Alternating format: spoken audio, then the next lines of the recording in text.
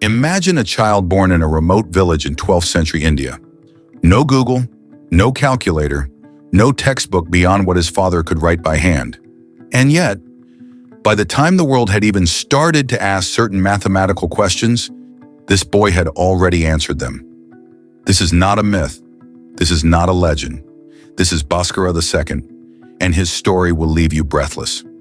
Welcome to Numbers and Narratives by Bless Wright, the channel where we don't just teach you numbers, we make you feel them. Today we're journeying back to the year 1114 AD, to a land of ancient temples, Sanskrit manuscripts, and a mathematical tradition that was already centuries ahead of much of the world. We're going to walk with a young boy from birth, watch him grow into one of the greatest mathematical minds humanity has ever produced, and discover the achievements that still echo through modern science today. Before we dive in, if you love stories that blend history, genius, and raw human emotion, please hit that subscribe button and tap the notification bell. You won't want to miss any of our upcoming episodes. And listen carefully. At the very end of this story, we will reveal one striking historical detail about Bhaskara II that most people never know. Something so deeply human, so profoundly touching, it changes everything about how you see this mathematical giant. So don't you dare click away. Close your eyes for a moment. It is the early 12th century. The subcontinent of India is alive with color, philosophy, and ancient wisdom. The Chola dynasty commands the south. The Paramara kingdom stirs in the Deccan Plateau. Sanskrit is the language of the elite. When in a small town called Lilavati, believed to be in the region of present-day Karnataka or Maharashtra, a child is born. His father's name is Mahesvara, a learned man, an astronomer, a man who breathes mathematics the way others breathe air. And in 1114 AD, according to Bhaskara's own autobiographical verse, embedded in his masterwork Siddhanta Shiromani, this child enters the world. His name, Bhaskara. Later history would call him Bhaskara II, or Bhaskaracharya, meaning Bhaskara, the teacher. From the very beginning, the signs were there. While other children played with mud and wrestled in the fields, little Bhaskara sat with his father, tracing figures in sand, circles, triangles, spirals of numbers that seemed to dance under his fingers like living things. Mahesvara did not push him. He simply opened the doors, and his son walked through them like he had been there before. To understand Bhaskara, you must first understand the tradition he was born into. India in the 12th century was not a mathematical backwater. It was a powerhouse. Centuries before Bhaskara, Aryabhata, in 499 AD, had declared that the Earth rotates on its own axis. He calculated pi to 4 decimal places. He understood that the moon and planets shine by reflected sunlight.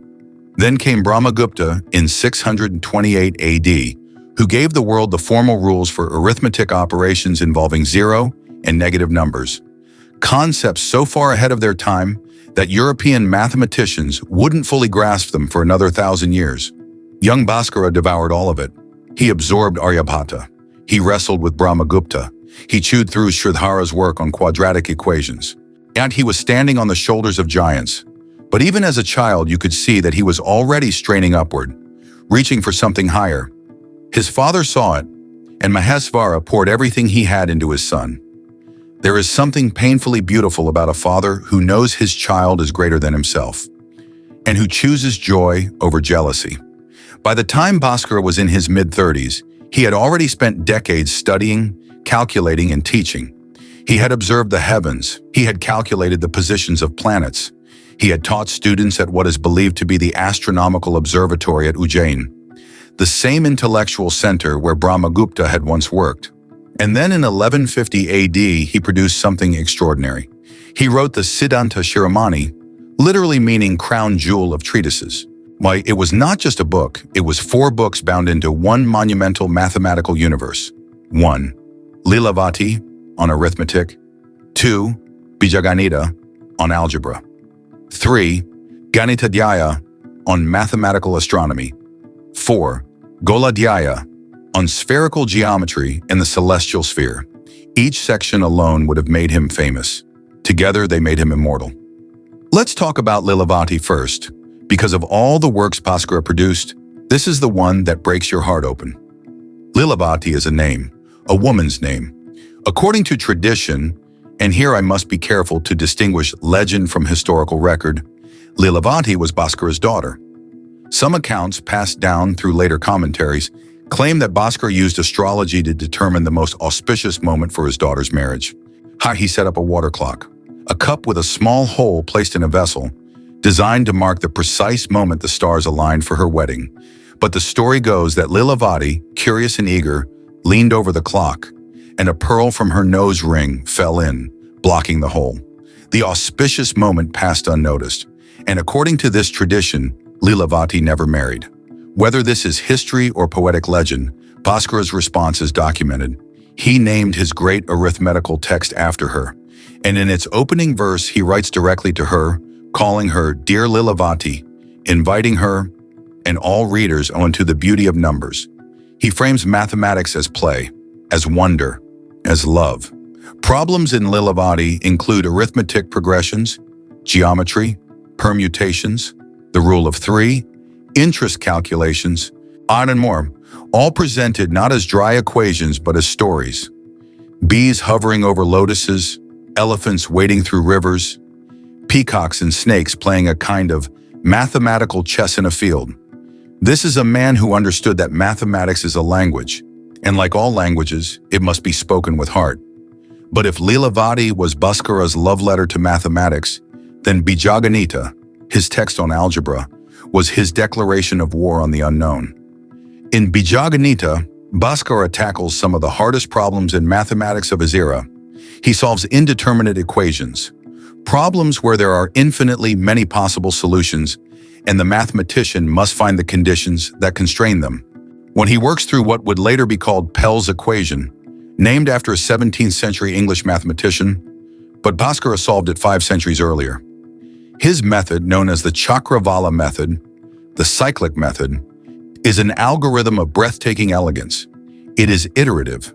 It is systematic. It spirals through the problem like a hawk circling its prey until it lands on the solution with perfect precision.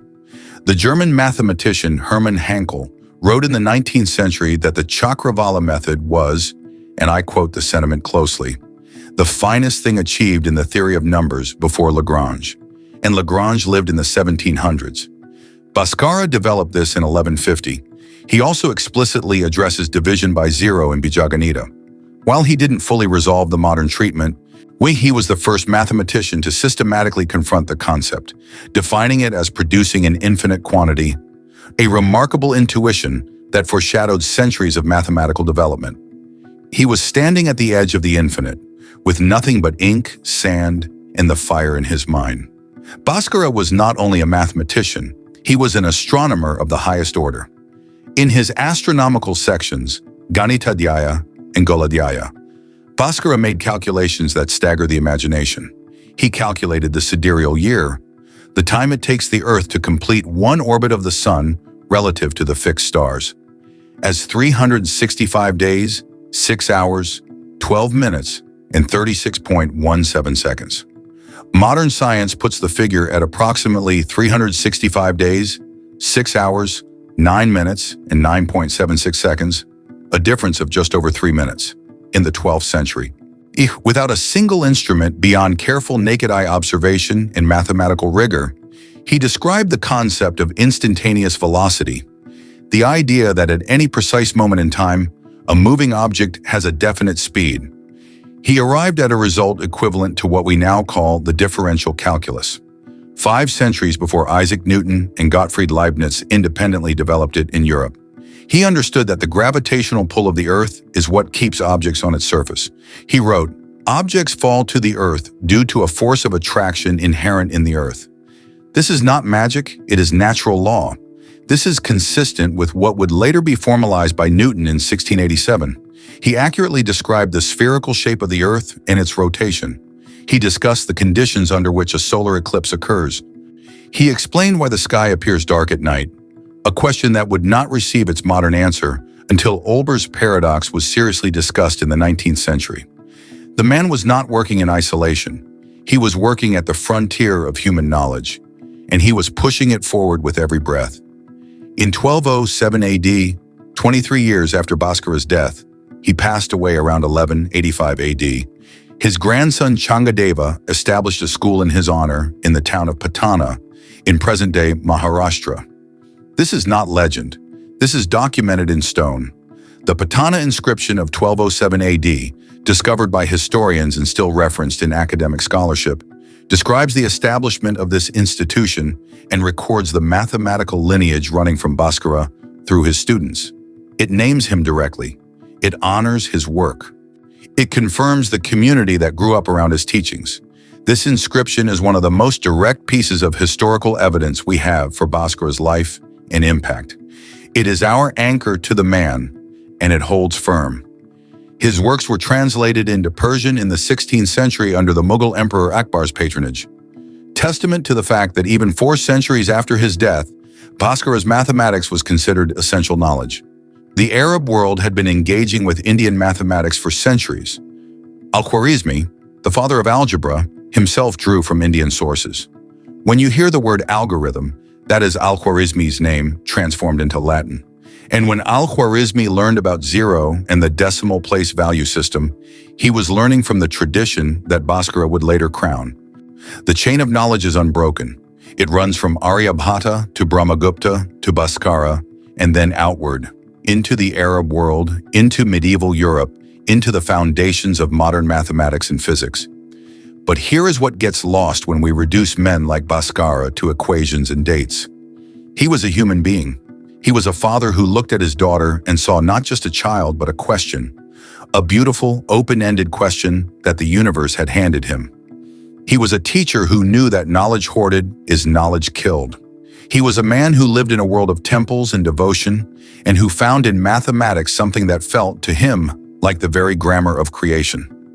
In the opening of Lilavati, he writes with an intimacy that is jarring in its modernity. He doesn't speak from a throne. He speaks like a father pulling his daughter close and whispering, "Let me show you something wonderful." His astronomy sections open with Mangala Karana, auspicious verses of dedication to the divine. But then, without ceremony, he dives into the mathematics with a ferocity that suggests he believed this to be devotion itself, as if numbers were prayers, as if equations were offerings. For Bhaskara, there was no wall between the sacred and the scientific. They were the same room, the same flame. Let us be precise about the ledger of what Bhaskara II gave the world. Calculus. Bhaskara's concept of instantaneous velocity in the Siddhanta Shiromani uses a limit-like approach to motion that is conceptually equivalent to differentiation. This predates Newton by 5 centuries. Kumo number theory. His Chakravala method for solving Pell's equation was the most sophisticated algorithm for this class of problems in the world until Euler and Lagrange in the 18th century. Astronomy.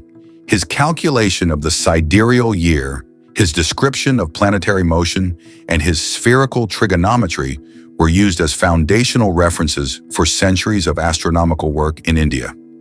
Algebra. His treatment of quadratic, cubic, and quartic equations in Bijaganita advanced the field beyond what had existed before. Zero and infinity. His systematic engagement with division by zero and the concept of infinite quantities pushed the conceptual boundaries of mathematics in ways that still resonate. Pedagogy. Lilavati's approach, making mathematics accessible, emotional, and narrative, was revolutionary. It is still celebrated as a model for mathematical teaching today. We do not know the exact circumstances of Bhaskara's later years. History records that he headed the astronomical observatory at Ujjain for many years, a position of extraordinary prestige in medieval India, equivalent to being the director of a great scientific institution. He likely taught students well into old age. He likely continued to observe, calculate, and refine. He died around 1185 AD, aged approximately 70 years. By the standards of 12th century India, or anywhere in the 12th century world, that was a long life, a full life, long enough to change the direction of human thought. The world barely noticed at the time. There was no obituary, no royal funeral. The stars didn't pause in their orbits, though Bhaskara, of all people, Mankru would have known exactly where they were that night. But knowledge doesn't die with the man who carries it. It multiplies. It spreads. It echoes. And 5 centuries later, when Isaac Newton was working out his theory of calculus and gravitation, he was, unknowingly perhaps, walking a path that Bhaskara had already cleared. I promised you something at the beginning, something striking, something most people never know. Here it is. Bhaskara II wrote his own autobiography into his mathematics. In the Siddhanta Shiromani, embedded within the mathematical text, Bhaskara includes a verse that reads, in translation, roughly as follows. I was born in Saka, year 1036, 1114 AD. This treatise was composed in Saka, year 1072, 1150 AD, when I was 36 years old. He wrote himself into his work. At a time when most scholars and scientists recorded nothing personal, when the author was supposed to dissolve behind the content, Bhaskara signed his name. He gave us his birth year. He gave us his age at writing. He gave us the tools to find him across 9 centuries. He wanted to be remembered. And isn't that the most human thing in the world? Not the equations, not the theorems, not the cyclic method or the instantaneous velocity or the precise calculation of a sidereal year. The wanting to be seen, the wanting to matter. Bhaskara II, born 1114 AD in a small town in medieval India, died around 1185 AD, wanted to be known. 900 years later, he is. That's the story of Bhaskara II, the child prodigy of Indian mathematics, a man born into a tradition of brilliance, who took what he was given and bent it into something the world had never seen. A man who solved problems 5 centuries before the West even recognized them as problems. A man who wrote love into algebra. A man who wanted to be remembered. And now you remember him. If this story moved you, if it made you feel something, if it made you want to know more, then please do these 3 things right now. 1. Hit the like button. It costs you nothing and it means the world. 2. Subscribe to Numbers and Narratives by Bless Wright. We have more stories like this, stories of mathematical giants, forgotten geniuses, and the human beings behind the equations. 3. Share this video with one person who needs to hear it, a student, a child, someone who thinks math is boring. Show them this, show them Bhaskara. Because the greatest thing you can do for mathematics is to make someone fall in love with it. Bhaskara did it for his daughter. Today we did it for you. Until next time. Keep counting, keep questioning, keep wondering.